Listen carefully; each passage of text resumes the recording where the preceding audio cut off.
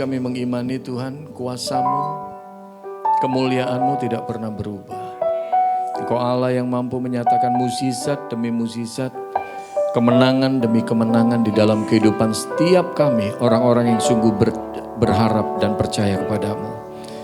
Kami bersyukur bahwa di pagi menjelang siang hari ini Kau kumpulkan kaum wanita-Mu, umat yang mengasihi-Mu, untuk kami boleh bersama-sama memuji dan memuliakan nama-Mu. Bapa, biarlah segala pujian penyembahan kami sungguh-sungguh menyukakan hati Tuhan, menjadi sebuah dupa yang harum di hadirat-Mu. Kini kami mau duduk diam merenungkan kebenaran firman-Mu. Mari Engkau berbicara kepada setiap kami, ya Allah Roh Kudus. Urapi hamba-Mu dan urapi setiap kami yang menerimanya. Engkau memampukan kami memahami bagian demi bagian dari kebenaran firman-Mu ini. Dan biarlah kami juga dimampukan untuk melakukannya dalam hidup kami sehari-hari. Di dalam nama Tuhan Yesus kami berdoa dan mengucap syukur. Amin. Silakan duduk kembali. Selamat pagi ibu-ibu. Shalom. Ada sukacita. Amin. Saya bersyukur bahwa pagi ini boleh ada di tengah-tengah ibu-ibu kembali. Dan sebelum saya menyampaikan firman Tuhan, saya mohon dukungan doa. Ini mohon dukungan doa pakai banget ibu-ibu. Tolong sisipkan di saat Anda berdoa, entah doa di gereja atau Anda doa pribadi di rumah, tolong sisipkan nama saya. Boleh dibilang, kalau hari ini saya nyampaikan tema tentang wanita yang menghadapi krisis. Boleh dibilang nyaris sebulan inilah. Saya sama istri saya ini ya ngomongin lagi, ngalamin krisis juga. Ngomongin galau, ya kita galau juga. Ngomongin confused, ngomongin bingung begitu.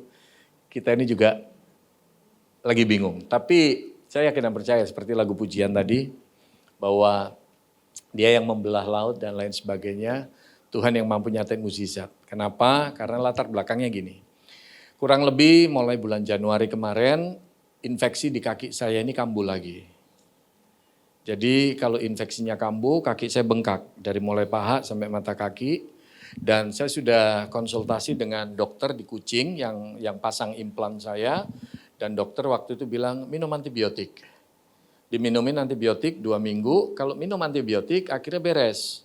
Tapi beresnya itu sebulan sampai sebulan setengah kurang lebihnya.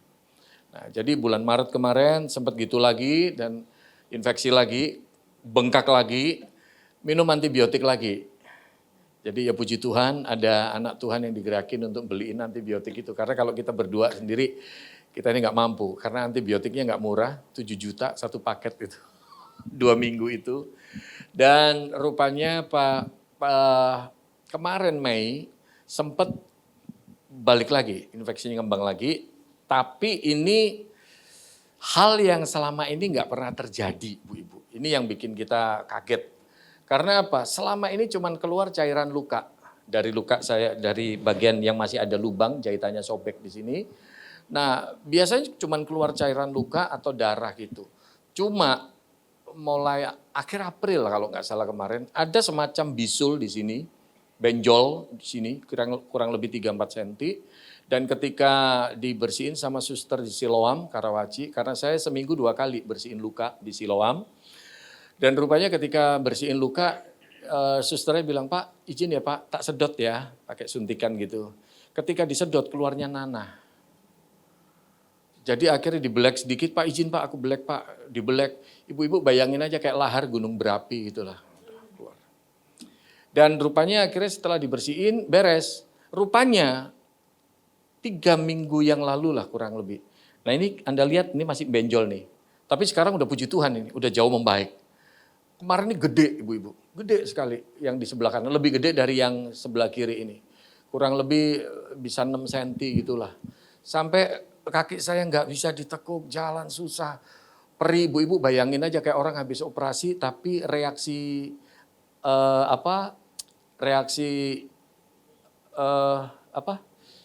biusnya itu habis. Jadi tinggal perihnya sama cenut-cenut kayak di bawahnya ini kayak dikasih api begitu. Jadi antara perih, panas begitu, aduh susah ditekuk. Saya ngalamin sampai beberapa hari susah banget tidur. Mau miring, peluk guling gini juga benjolnya di sebelah sini nggak bisa. Jadi ngalamin susah sekali. Dan rupanya kata istri saya, ya udahlah coba kita cari dokter yang bisa BPJS deh. Karena kalau seumpama Bolak-balik antibiotik mau sampai kapan gitu. Rupanya akhirnya kita ke Hermina Serpong, tanya sama dokter di sana, terus dibilang, Pak ini benar ada infeksi, tapi kalau mau nanganin infeksi, implan harus di-remove. Implannya harus dicopot.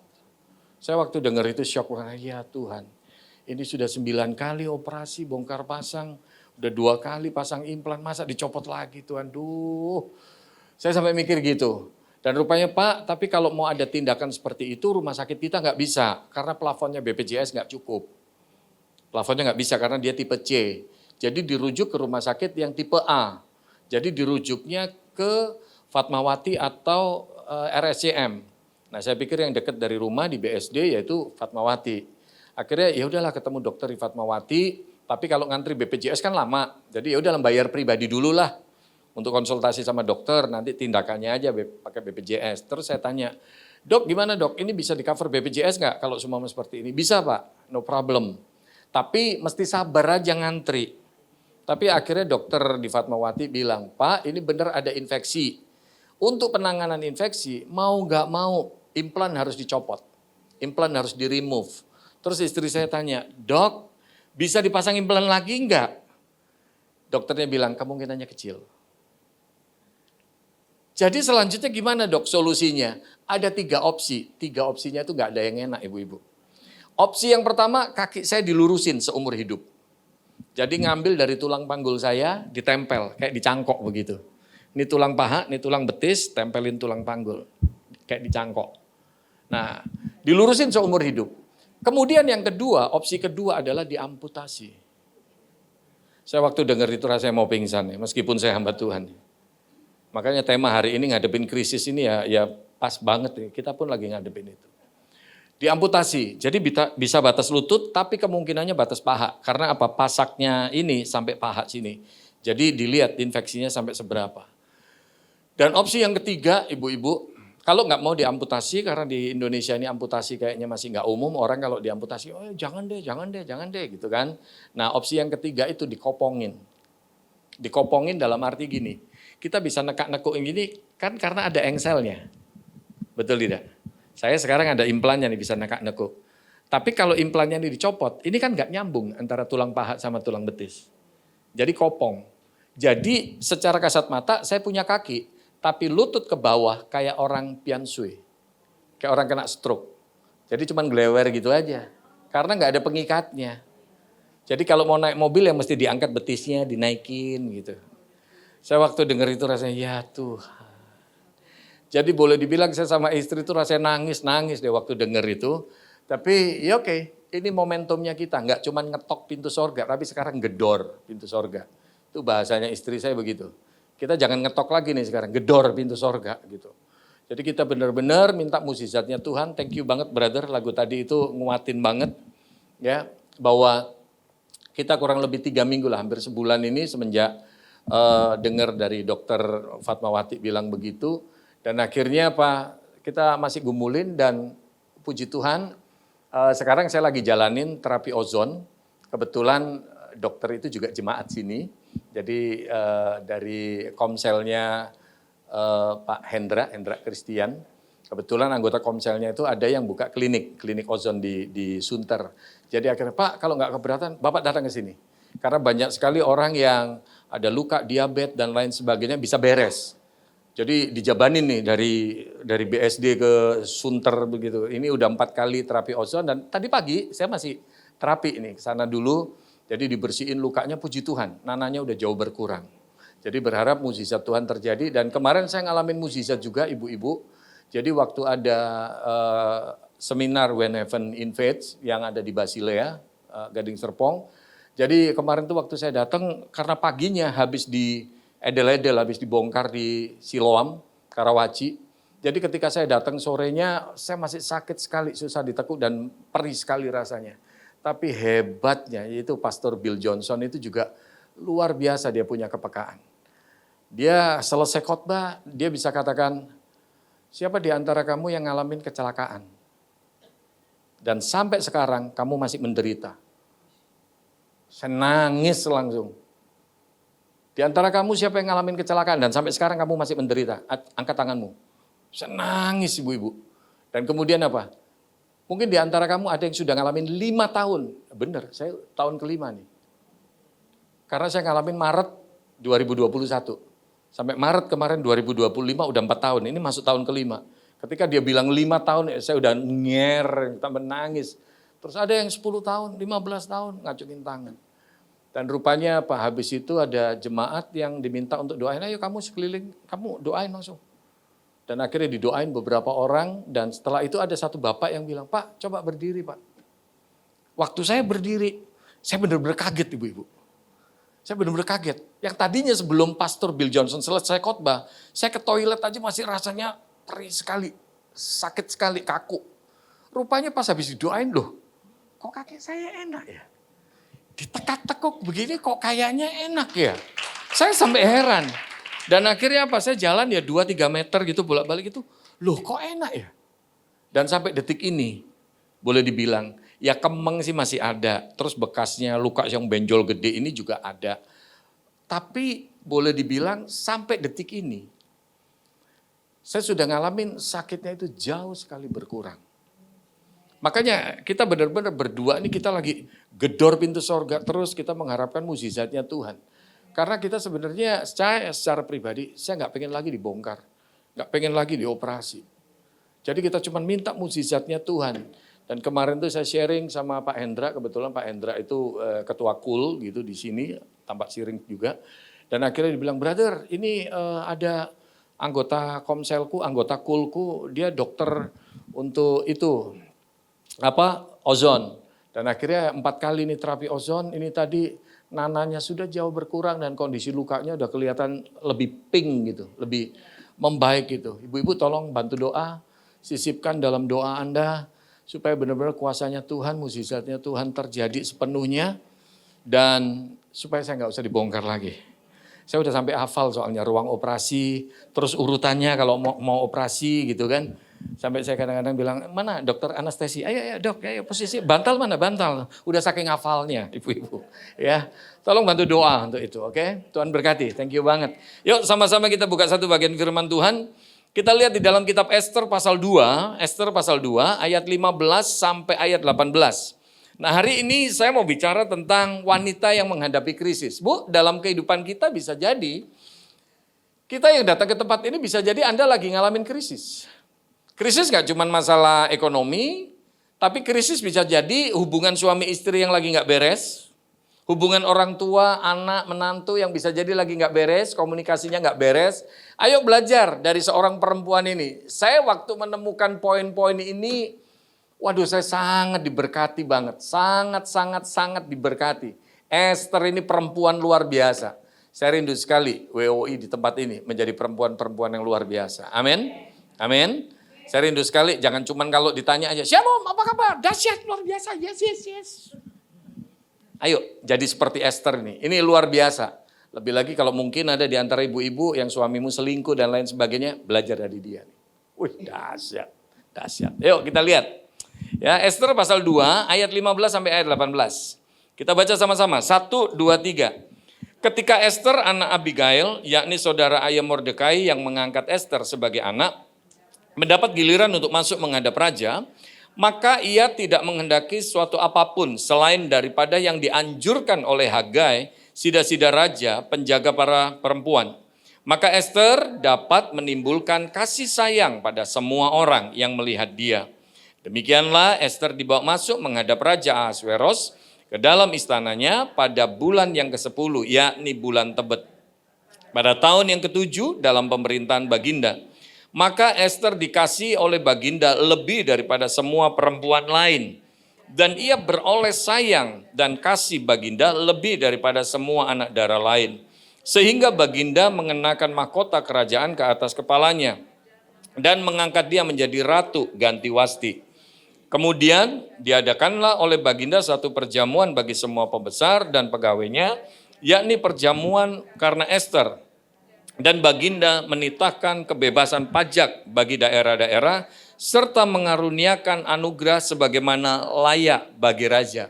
Ibu-ibu yang saya kasih dalam Tuhan, dalam kehidupan setiap kita, saya yakin dan percaya pasti kita pernah ngalamin sebuah krisis. Betul tidak? Krisis itu bisa jadi kita ngadepin krisis dalam masalah finansial. Bisa jadi kita ngadepin krisis dalam masalah kesehatan. Mungkin masalah rumah tangga, hubungan suami istri yang lagi nggak beres. Hubungan orang tua dan anak yang lagi nggak beres. Betul tidak? Tapi Bu, bagaimana Anda bisa menjadi seorang pemenang? Nah itu intinya yang ingin saya bagikan pagi hari ini. Jangan sampai kita jadi orang yang cuma jago kandang di gereja. Waduh, shalom, dahsyat, luar biasa, yes, yes, yes. Tapi dalam kehidupan kita nggak ngalamin kemenangan. Jadilah seperti Esther ini. Saya nggak akan khotbah terlalu panjang lebar. Yang pertama, coba kita lihat. Bagaimana Esther ini boleh memenangkan hati seorang raja. Dan akhirnya dia menjadi seorang pemenang. Di mana dia ngadepin krisis. Krisis yang dihadapi Esther ini nggak gampang loh. Ini genosida loh. Seluruh bangsa Israel mau dihabisin. Nggak kepala tanggung. Betul tidak? Betul. Nah, bagaimana Esther bisa memenangkan hati raja dan akhirnya apa? Umat Israel menjadi pemenang. Coba kita lihat. Ada beberapa hal. Yang pertama, coba kita lihat. Esther pasal 2 ayat 20 sampai 22. Kita lihat bagian itu. Slide-nya oke. Adapun Esther tidak memberitahukan asal-usul dan kebangsaannya seperti diperintahkan kepadanya oleh Mordekai. Ini tolong digarisbawahi ya. Dia nggak kasih tahu tuh dari mana asalnya dia, asal usulnya ya. Sebab Esther tetap berbuat menurut perkataan Mordekai seperti pada waktu ia masih dalam asuhannya. Ayat 21. Pada waktu itu ketika Mordekai duduk di pintu gerbang istana raja, sakit hatilah Bigtan dan Teres, dua orang sida-sida raja yang termasuk golongan penjaga pintu. Lalu berikhtiarlah mereka untuk membunuh Raja Ahasveros. Oke, Bigtan dan Teres ini mau bunuh raja nih. Rupanya apa? Kedengeran sama Mordekai. Nah ini kita lihat ayat 22. Tetapi perkara itu dapat diketahui oleh Mordekai, lalu diberitahukannya lah kepada Esther, sang ratu. Dan Esther mempersembahkannya kepada raja atas nama Mordekai. Ini yang pertama Bu, yang kita perlu belajar dari Esther. Yang pertama yaitu apa? Kita kalau mau jadi seorang perempuan, seorang wanita yang mengalami kemenangan, yang mampu menghadapi krisis dalam kehidupan kita, maka yang pertama kita harus mampu nyaring informasi. Nyaring informasi. Amin. Esther ini bagusnya apa? Dipesenin sama Mordekai. Jangan ngomong ya asal-usul kita. Karena bangsa Israel kan jadi bangsa yang masuk dalam pembuangan. Betul tidak? Esther nggak ngomong bahwa dia orang Yahudi, orang Israel. Dia nggak kasih tahu itu.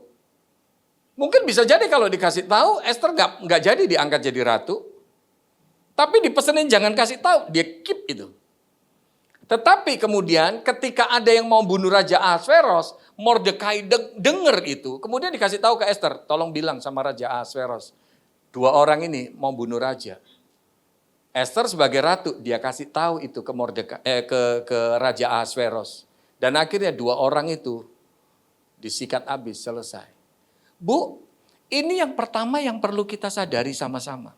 Seringkali dalam perjalanan hidup kita, waktu kita ngalamin krisis, waktu kita ngalamin masalah, seringkali kita ini nggak jadi wanita pemenang. Karena apa? Kita nggak bisa nyaring informasi. Contoh sepele. Kita baru dengar orang ngomong, kayaknya suami lu begitu. Gak disaring, gak dicek kebenarannya, tapi langsung terocos. Lu begini, betul tidak? Betul tidak? Kayaknya ibu di sini gak ada. Gak ada yang ngaku, itu masalahnya. Bu, kita perlu nyaring informasi itu. Bener atau enggak? Betul? Hubungan kita sama anak kita, sama menantu, sama cucu kita, seringkali apa? Yang harusnya nggak jadi masalah, tapi bisa tambah jadi masalah gara-gara kita nggak saring dulu informasi itu. Orang ngomong, anak lu begini loh, mantu lu begini loh. Kita langsung, wah responnya cepat sekali. Padahal belum tentu yang diomongin itu benar. Nangkep maksud saya? Kita perlu nyaring informasi itu, benar apa enggak? Cek dulu, cek and recheck itu perlu. Kalau Anda lihat ya, masyarakat plus 62 ini, masyarakat 62 ini, boleh dibilang kalau di dunia internet jadi netizen, orang Indonesia itu tajam banget kalau ngomong. Tajam banget. Seringkali, kalau udah menghakimi, tajam banget. Karena apa? Masyarakat 62 ini rata-rata baca kurang, tapi seneng ngoceh. Informasi nggak disaring dulu, tapi cepat langsung terocos. Colek kanan kiri Anda, lu termasuk nggak?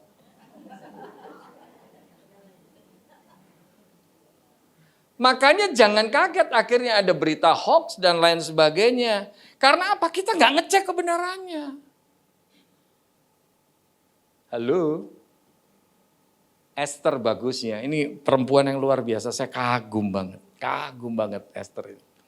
Dia saring, dia mampu, apa yang perlu diomongin, apa yang nggak perlu diomongin, dia tahu bagaimana menyaring. Sebagai kaum wanita, perempuan, ya, saya lebih senang nyebut perempuan sebenarnya daripada wanita. Karena rupanya kata perempuan tuh bagus banget. Meskipun orang seringkali mikir perempuan kok kasar ya. Padahal perempuan itu dari kata dasar empu. Empu itu artinya asal dari segala sesuatu. Awalan per, akhiran an.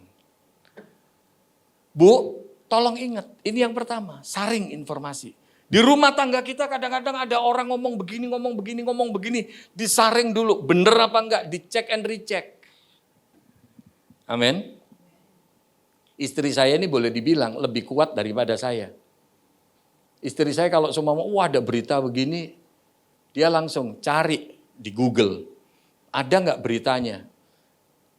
Kalau di media resmi nggak ada beritanya, seringkali istri saya bilang, itu mah hoax doang. Orang bikin-bikin doang, editan doang tuh videonya. Disaring dulu. Dalam hidup kita, mau ada masalah apapun, mau ngomong, disaring dulu. Amin. Bilang sama kanan kirimu, disaring dulu. Kalau kita nggak mampu nyaring informasi, jangan kaget. Yang harusnya nggak jadi masalah, bisa jadi masalah. Saya kalau khotbah di kaum pria juga seringkali saya katakan. Biasanya kaum pria kalau udah ikut retreat pria sejati, ikut men's camp. Ibu-ibu ada nggak suaminya yang pernah ikut itu? Ada ya? Nah kalau ikut men's camp, biasanya diajari keterbukaan adalah awal pemulihan. Biasanya pria, pulang dari retreat semangat. Langsung terbuka ngomong sama istrinya. Ma, aku minta maaf ya. Karena aku dulu pernah berbuat begini. Yang harusnya nggak jadi masalah, bisa jadi masalah sama istrinya. Istri yang tadinya nggak tahu tenang teduh, tapi ketika dengar, jadi lu begitu ya, nah jadi masalah. Saya bilang, Pak, kalau itu sudah masa lalu, lu udah nggak berbuat lagi, udah gak usah diomongin, itu udah masa lalu, udah lewat. Istrimu yang tadinya tenang teduh, damai sejahtera, kamu pulang retreat bukannya istrimu damai, tapi justru tambah panas. Nah, maksud saya, Bu, penting sekali jadi orang yang perlu nyaring informasi. Amin.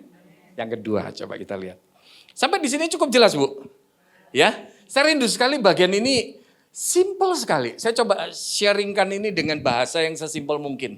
Tapi saya rindu sekali ketika kita pulang, kita boleh belajar jadi seperti Esther. Jadi perempuan pemenang. Amin. Yuk, yang kedua kita lihat. Ayat 15 dan 16 di Esther pasal 4, coba kita lihat. Maka Esther menyuruh menyampaikan jawab ini kepada Mordekai, pergilah, kumpulkanlah semua orang Yahudi yang terdapat di Susan dan berpuasalah untuk aku. Janganlah makan dan janganlah minum 3 hari lamanya.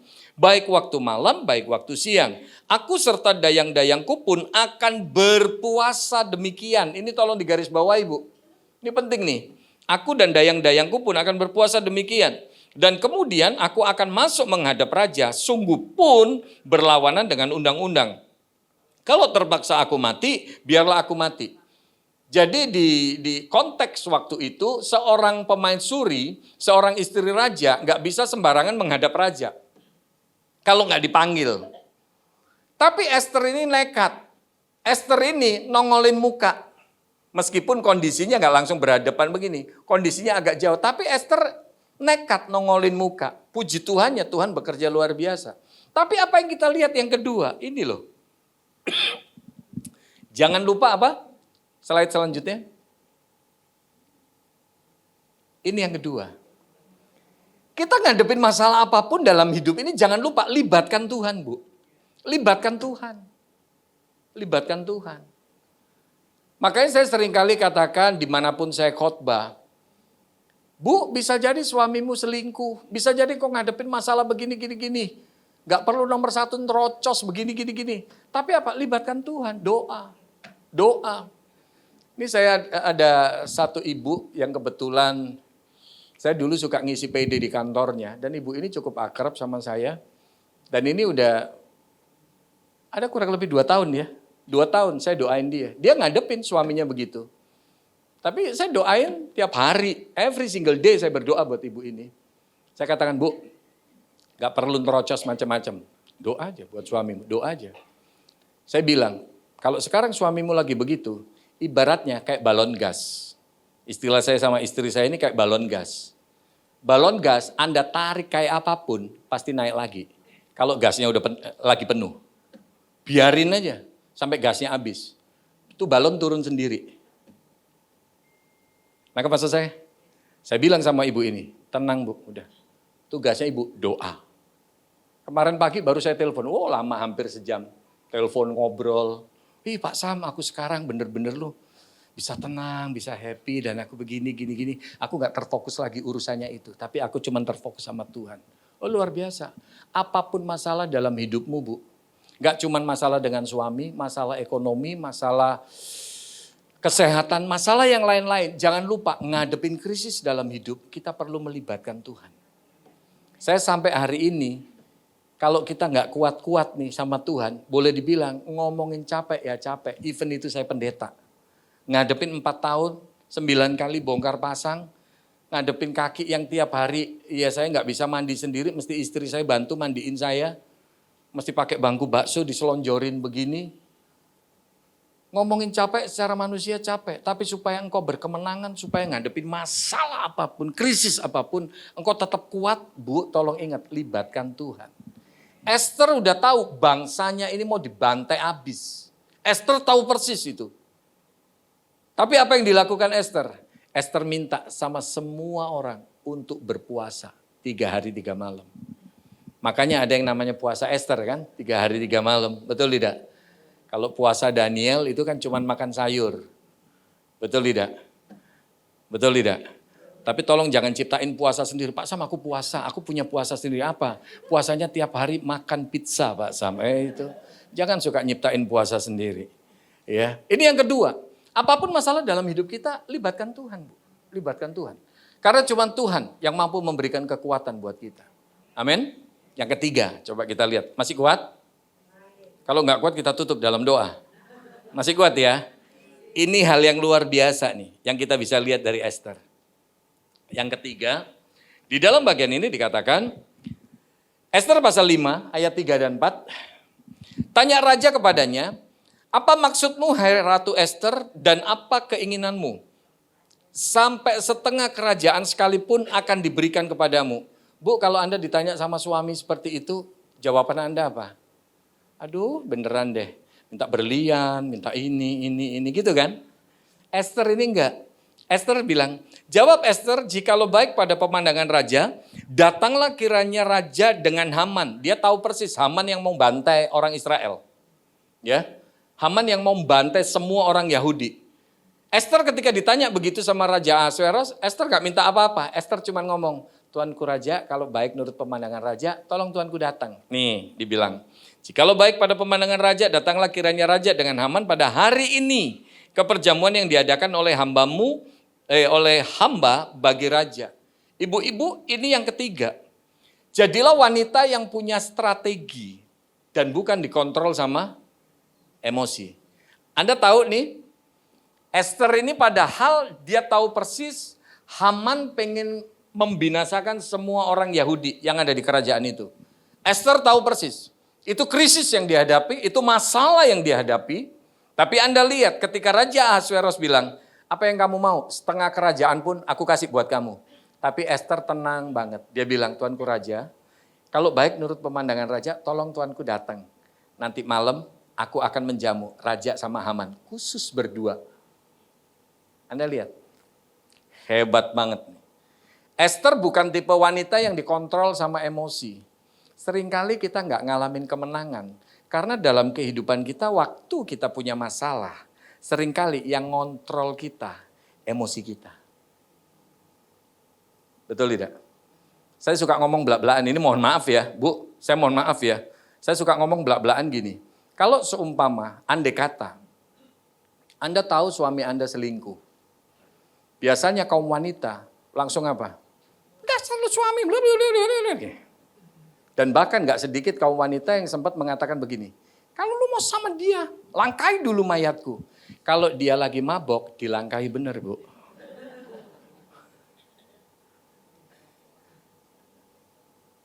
Saya ngomong faktanya loh. Betul tidak? Suami lagi mabok sama sono. Jangan Anda ngomong begitu. Dilangkahi benar. Dilangkahi benar. Sementara wewe gombelnya ngomongnya begini. Kenapa istrimu marah? Aduh, sudahlah. Kamu mandi dulu deh. Itu air hangat aku sudah sediain. Jujur ngomong nih, jujur ngomong. Saya nggak ngomongin hal rohani yang begini. Brother, kalau ngadepin kasus begitu, lebih pulang kemana? Kita laki-laki bro. Ibu-ibu di sini kalau Anda jadi pria, istri nerocos kayak gitu, sementara wewe gombelnya ngomong, istrimu gini, yuk mandi air hangat tuh aku udah sediain. Aku sudah sediain. Jujur ngomong, Anda pulangnya kemana? Sana. Ke sana. Betul? Ini saya nggak ngomongin hal rohani, tapi ini ngomongin fakta. Dalam kehidupan kita, kalau Anda jadi pemenang, mau jadi pemenang, makanya toh saya itu bolak-balik ngomong di gereja. Jangan cuma sekedar, Shalom apa kabar? Dahsyat luar biasa, yes. Saya kadang-kadang mikir, dahsyat luar biasa, apa yang dahsyat? Kita punya masalah, sama tetangga langsung melabrak tetangga. Dulu yang banyak ngajarin saya ibu angkat saya, yang biayain saya kuliah. Karena ibu angkat saya ini psikolog. Jadi dibilang, ingat Sam, kalau ada perempuan, terus ada masalah, sampai ngelabrak tetangganya, kelihatan levelnya dia di mana. Gak mahal itu Sam, gak mahal. Kalau dia tahu suaminya begini, tenang aja, biarin aja. Makanya sekarang ibu yang saya doakan, saya bilang, tenang aja Bu, tenang aja udah. Ibu jual mahal aja. Dan dia sekarang bikin TikTok, dia ngisi di TikTok begini. Dia jauh lebih happy tapi dia tetap doain. Hiduplah dengan strategi, bukan dikontrol emosi. Engkau ngadepin anakmu, mungkin kau tahu kelakuan anakmu, jengkelin banget. Tapi miliki strategi Bu, miliki strategi. Jangan langsung anak kita udah tahu kita bahwa anak kita ngelakuin hal yang gak benar. Langsung saya sama anak-anak saya juga begitu. Enggak, kita berdua kita sepakat. Oke, kita pilih strategi begini, gini. Puji Tuhan sampai detik ini hubungan sama anak-anak jadi baik. Kita menempatkan diri kita ini sebagai teman sama anak-anak. Dan itu strategi. Ketika dia ngalamin masalah, dia lagi begini, putus sama pacarnya. Kita selalu, apa yang papa bisa bantu? Apa yang papa bisa bantu? Kita perlu strategi. Dalam hidup ini, kita ngadepin masalah apapun, supaya kita berkemenangan. Kita nggak bisa hidup cuma dikontrol emosi.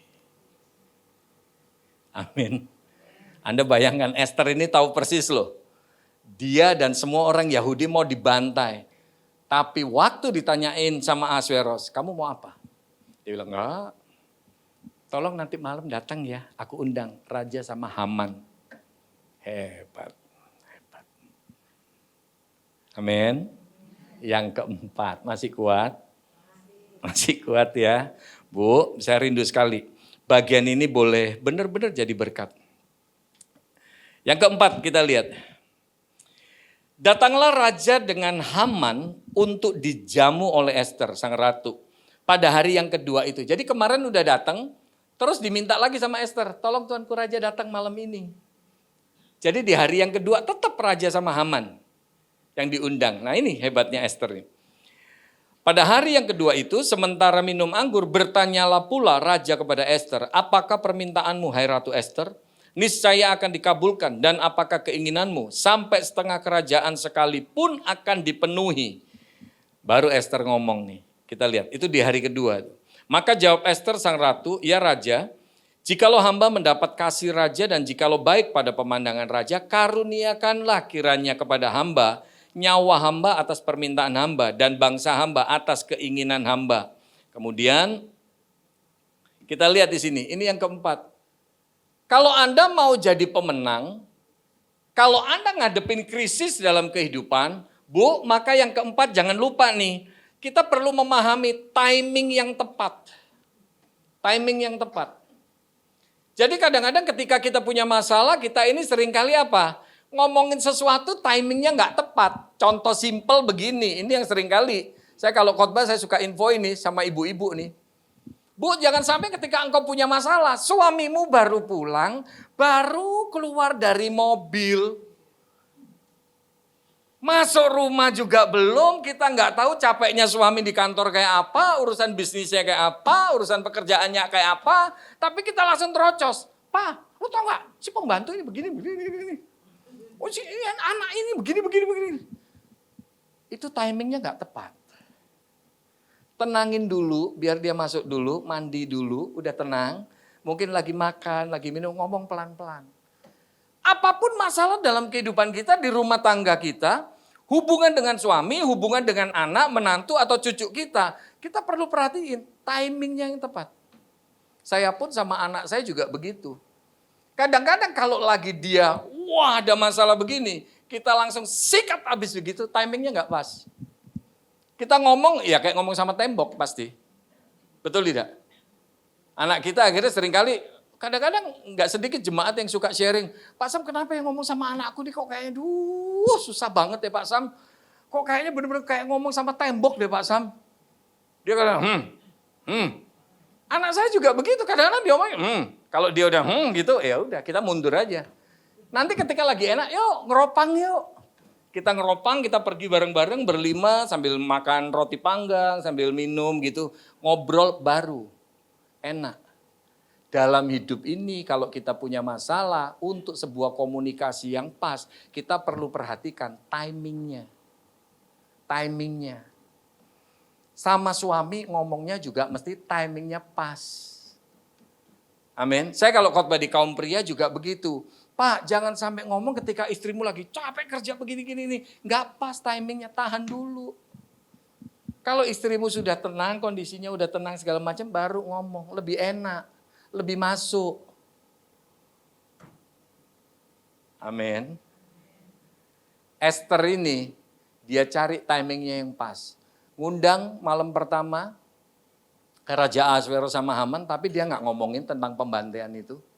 Tapi di hari kedua ketika ditanya lagi sama Ahasveros, waktu diundang itu baru Esther ngomong.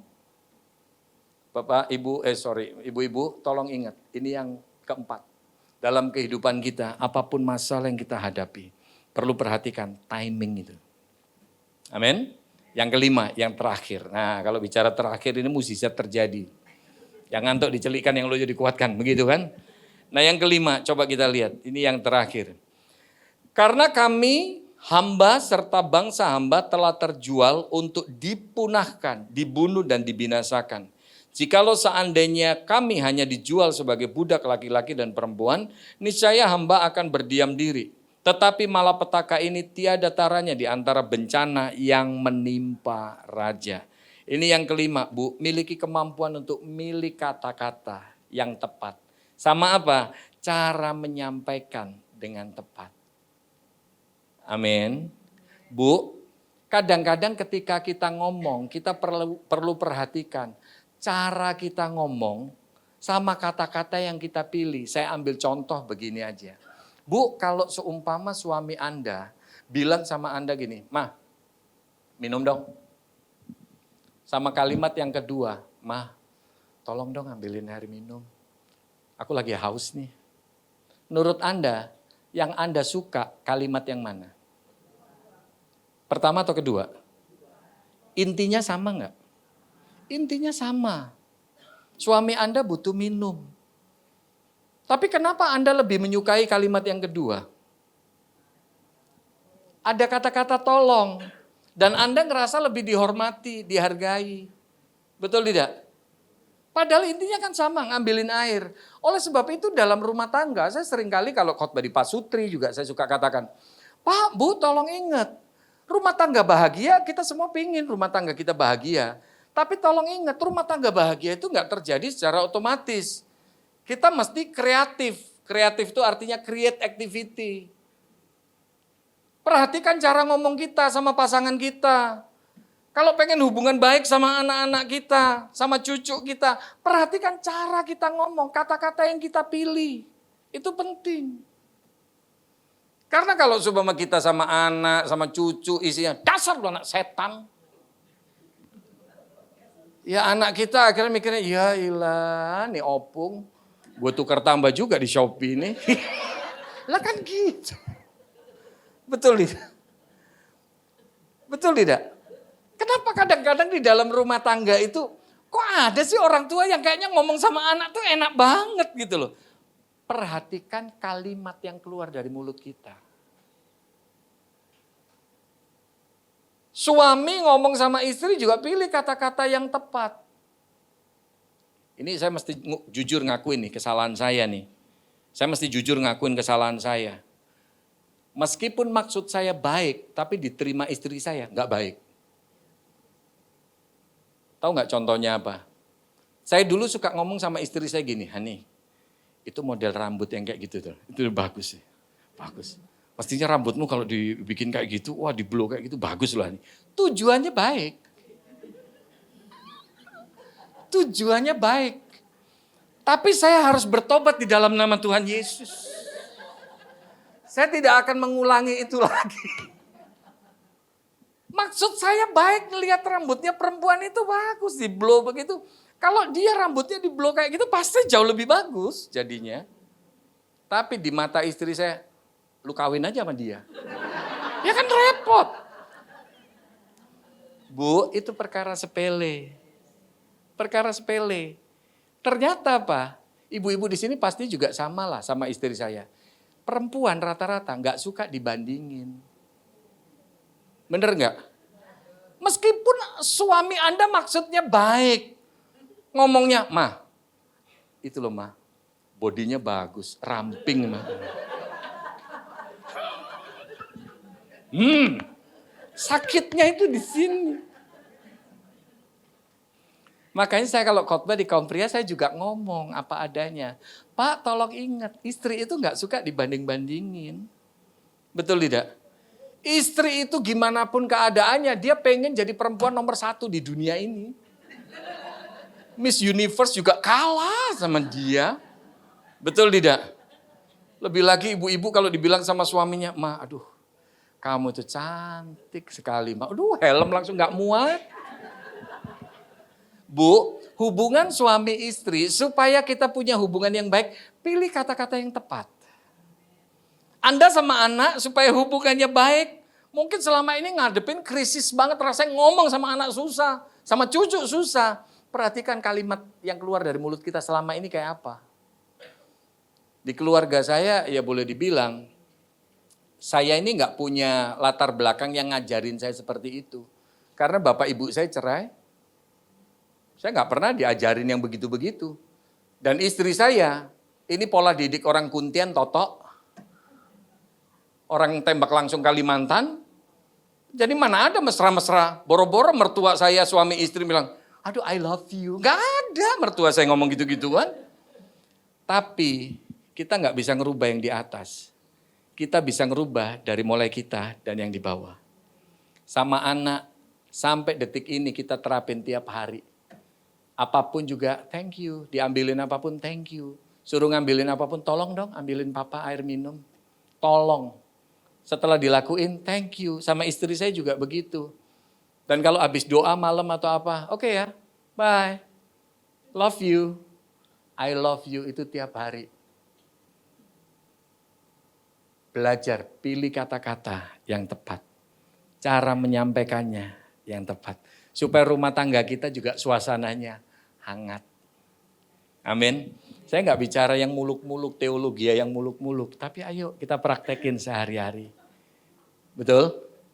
Ya makanya tadi saya katakan saya mesti bertobat dalam satu hal itu.